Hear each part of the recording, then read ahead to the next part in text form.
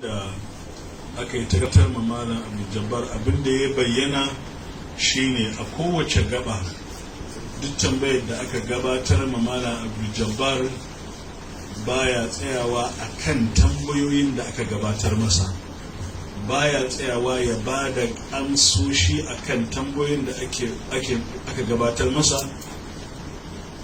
saboda da farko yana cewa babu isasshen lokaci, na biyu yana cewa a tsaya a kan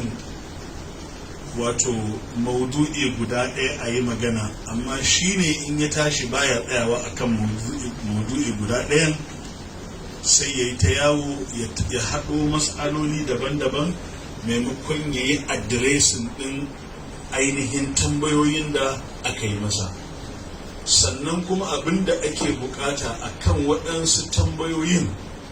shine cewa in ya yi da'awar cewa maganar da ya yi ta kaza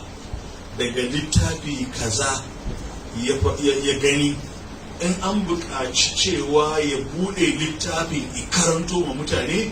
still sai ya ba da uzurin cewa babu lokacin da zai buɗo littafin karanto wa mutane. Waɗannan dai duk waɗanda suke wannan wuri sun san abin da yake faruwa, don haka wato ainihin misali in abin da nake faɗa ƙarya ne duk wanda suke nan sun gani. Ai an ba mu kowa dama, an ba wa kowa dama cewa ya buɗe littafi. Don haka abin da i bayyana a wannan zama shine waɗannan maganganu waɗanda suke tayar da husuma a cikin al'ummar musulmi, kuma saboda kasancewar maganganu ne na batanci ga manzon Allah sallallahu alaihi wasallam, wanda wato malam Jabbar yake gabatarwa a karatuttukansa da